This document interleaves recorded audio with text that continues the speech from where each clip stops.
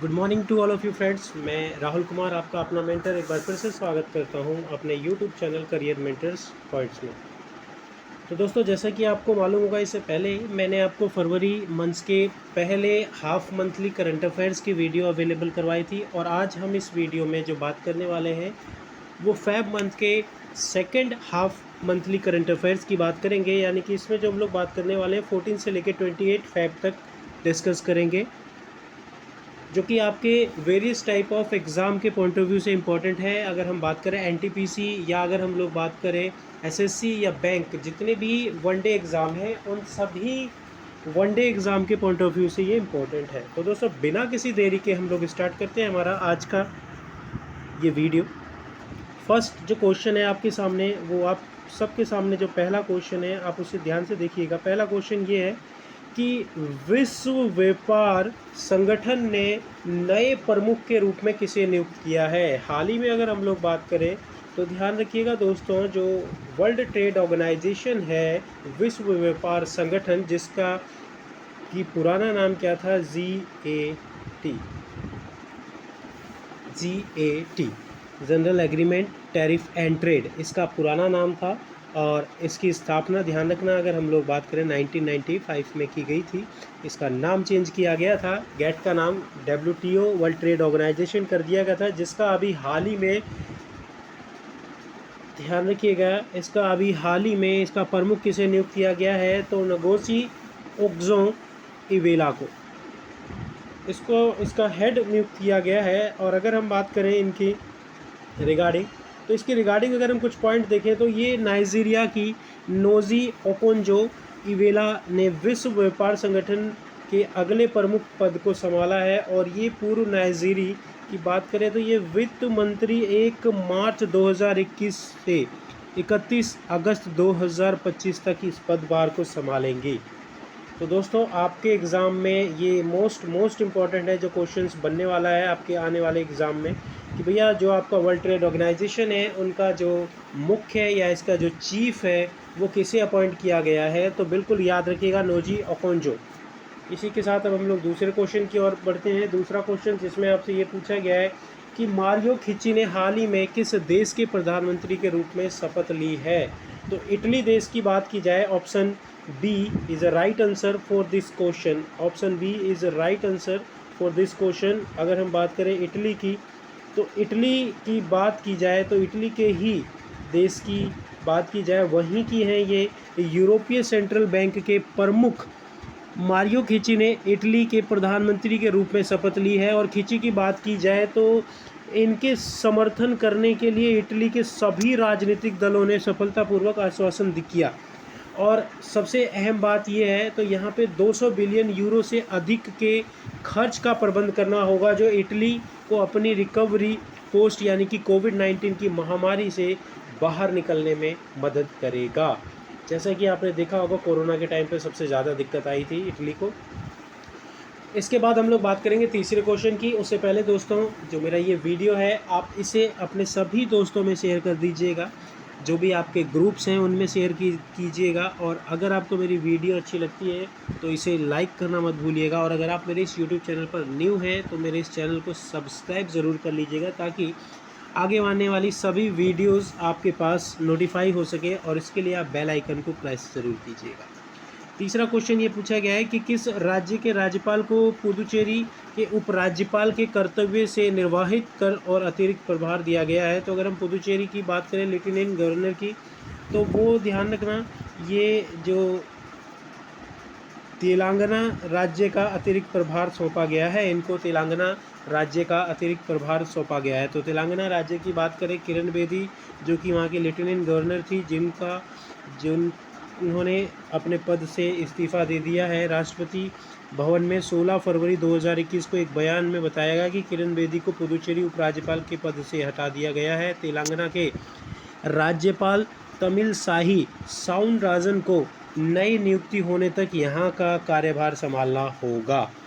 तो ध्यान रखिएगा, तेलंगाना के राज्यपाल तमिलसाई साउंडराजन को नई नियुक्ति होने तक अपने कर्तव्य के अलावा यहाँ यानी कि पुदुचेरी के लिए भी LG के रूप में कार्य करना हो। तो अगर हम तमिल साई की बात करें तो एक साथ ये 2 राज्य के उपराज्यपाल हैं। इसके बाद अगला क्वेश्चन ये बनता है आपके एग्ज़ाम में कि हाल ही में किस भारतीय शहर को विश्व के 2023 सिटी के रूप में मान्यता दी गई है? वो कौन सा शहर है जिसे विश्व के 2023 सिटी के रूप में मान्यता दी गई है? तो इसका राइट आंसर हो जाएगा Hyderabad is a right answer for this question, जिसमें ये बताया गया है कि ये इंडिया की वो सिटी है has been recognise for the tree city of the world. पूरे वर्ल्ड में ट्री सिटी के नाम से ये फेमस हुआ है। अर्बन डे फाउंडेशन और संयुक्त राष्ट्र संघ यानी कि अगर हम लोग बात करें खाद्य और कृषि संगठन FPO की बात की जाए ने हैदराबाद की विश्व 2020 ट्री सिटी के रूप में मान्यता दी गई है। हैदराबाद को शहरी वन को बनाए रखने और विकसित करने की अपनी प्रतिबद्धता के लिए इसे मान्यता दी गई है। तो दोस्तों आपने देखा भी होगा हैदराबाद की एक पिक्चर शेयर करते हुए, जिसमें कि एक व्यक्ति ने अपने घर में उगे उस पेड़ को ना काटने के चक्कर में उसने अपने घर को इस तरीके से बनाया ताकि उस पेड़ को काटना ना पड़े। और वहाँ पे अगर हम बात करें तो इसमें बहुत ही ये पेड़ों के प्रति बहुत अच्छी बात है कि हमारा जो हैदराबाद सिटी है वो वर्ल्ड में नंबर 1 आया है। पेड़ वाली ट्री के रूप में उसे जाना गया है। RBI ने हाल ही में शहरी सहकारी बैंकों को मजबूत करने के लिए समिति का गठन किया है। समिति के अध्यक्ष किसे नियुक्त किए गए हैं?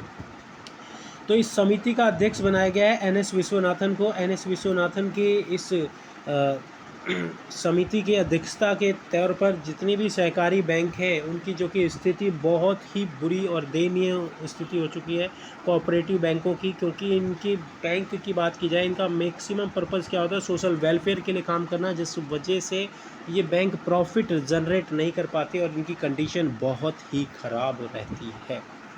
तो इन्हीं की कंडीशन को सुधारने के लिए भारतीय रिजर्व बैंक ने RBI ने 15 फरवरी 2021 को शहरी सहकारी बैंकों को मजबूत करने के लिए RBI के जो डिप्टी गवर्नर NS विश्वनाथन के नेतृत्व में एक समिति का गठन किया है, जिसमें कितने सदस्य होंगे? तो 8 सदस्य होंगे इसके अंतर्गत।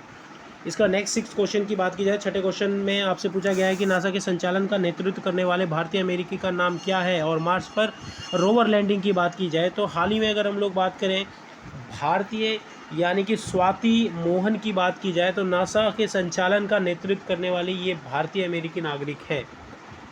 स्वाति मोहन से रिगार्डिंग कुछ बात देखी जाए तो डॉक्टर स्वाति मोहन की बात की जाए तो अमेरिका महिला है जिन्होंने मंगल पर नासा के संचालन दृढ़ रोम नेतृत्व का नेतृत्व किया है। डॉक्टर मोहन ने रवैया नियंत्रण के विकास और रोवर के लिए लैंडिंग सिस्टम का नेतृत्व किया था। स्वाति जो कि भारतीय मूल की अमेरिकी नागरिक हैं और जिनको बात की जाए नासा की तो उसकी अध्यक्षता में सौंपा गया था। किस संगठन ने विश्व सौर बैंक यानी कि WSB शुरू करने की योजना बनाई है? तो हाल ही में इंटरनेशनल सोलर एलियंस की बात की जाए तो इसके द्वारा इन्होंने इस कार्यक्रम की शुरुआत की गई है वर्ल्ड सोलर बैंक की। विश्व सौर बैंक की बात की जाए तो लॉन्च करने के लिए अंतर्राष्ट्रीय और सौर संगठन लॉन्च की संभावना संभवतः नवंबर 2021 में ग्लासगो में संयुक्त राष्ट्र जलवायु परिवर्तन सम्मेलन में घोषित की जाएगी। 2021 नवंबर की बात की गई है, जिसके बारे में पहले से ही इंटीमेट कर दिया गया है। इसके बाद अगला क्वेश्चन बनता है कि सामाजिक न्याय का विश्व दिवस कब मनाया जाता है? तो हर वर्ष 21 फरवरी को सामाजिक न्याय का यानी world day of social justice के रूप में मनाया जाता है, इसका अर्थ ये है कि यहाँ पे सभी लोगों को बराबर के न्याय से पारित करना और महिलाओं को एक वुमन एम्पावर देने के लिए न्याय के प्रति इन जागरूक करने के लिए ये डे को सेलिब्रेट किया जाता है। हाल ही में किस राज्य सरकार ने कोविड-19 वॉरियर मेमोरियल के निर्माण की योजना की घोषणा की है? तो हाल ही में अगर हम लोग बात करें उड़ीसा सरकार ने, इसका ऑप्शन बी राइट आंसर है। उड़ीसा सरकार ने हाल ही में कोरोना वॉरियर के लिए मेमोरियल बनाने की घोषणा की है। उड़ीसा स्वास्थ्य और परिवार कल्याण विभाग ने यहाँ पे 8 फरवरी 2021 को अपनी राजधानी भुवनेश्वर में कोविड-19 मेमोरियल के निर्माण की घोषणा की है। कोविड योद्धाओं की सेवाओं को पहचानने और उन्हें सम्मानित करने के लिए स्मारक का निर्माण किया जाएगा। इसी के साथ अब हम बात करेंगे तो कुछ अवार्ड से रिलेटेड क्वेश्चन जो आपके एग्ज़ाम के पॉइंट ऑफ व्यू से इंपॉर्टेंट है। तो Dada Saheb Phalke international film festival award 2021 में सबसे सर्वश्रेष्ठ फिल्म का पुरस्कार किसने जीता है? तो इसका राइट आंसर हो जाएगा तानाजी। तानाजी की बात की जाए, अजय देवगन की मूवी तानाजी, जिसने बेस्ट मूवी यहाँ पे सर्वश्रेष्ठ मूवी का खिताब जीत लिया है दादा साहब फाल्के अवार्ड में। इसके बाद हम लोग बात करेंगे Dada Saheb Phalke international film festival में सर्वश्रेष्ठ अभिनेता महिला कौन जीती हैं? तो सर्वश्रेष्ठ अभिनेता की बात करेंगे तो दीपिका पादुकोण की बात की जाए तो इन्हें सर्वश्रेष्ठ अभिनेत्री के रूप में स्वीकारा गया है।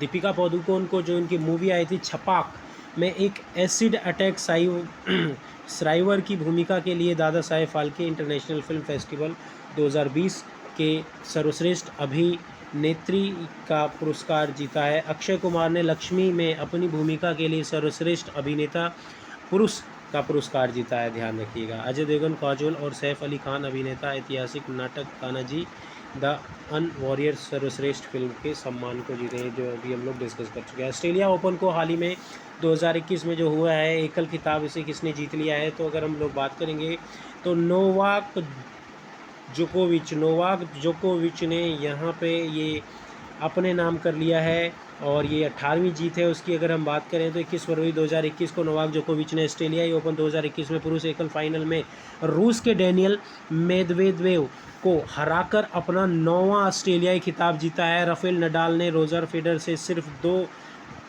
पीछे जोकोविच की यह 18वीं ग्रैंड स्लैम जीत है। राफेल नडाल और रोजर फेडरर से सिर्फ दो नोवाक जोकोविच की बात की जाए तो इन्होंने अभी हाल ही में, ध्यान रखना, ऑस्ट्रेलियाई ओपन को अपने नाम किया है।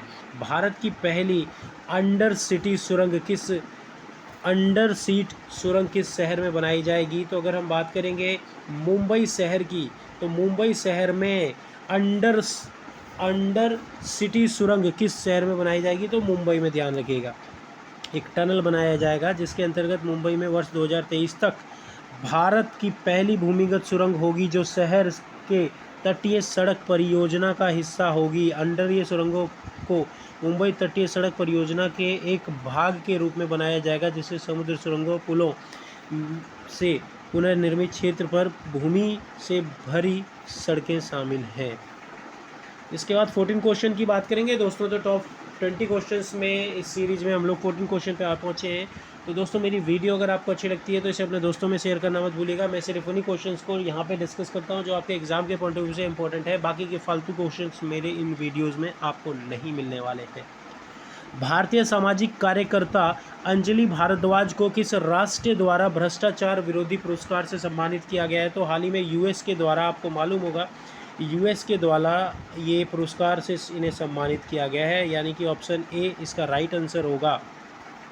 तो संयुक्त राष्ट्र अमेरिका ने 23 फरवरी की बात की जाए, इसे सामाजिक कार्यकर्ता अंजलि भारद्वाज को अंतर्राष्ट्रीय भ्रष्टाचार विरोधी चैंपियन अवार्ड से सम्मानित किया है। और यह पुरस्कार कुल कितने 12 व्यक्तियों को दिया है? यूएस ने कुल 12 व्यक्तियों को यह पुरस्कार से सम्मानित किया गया है।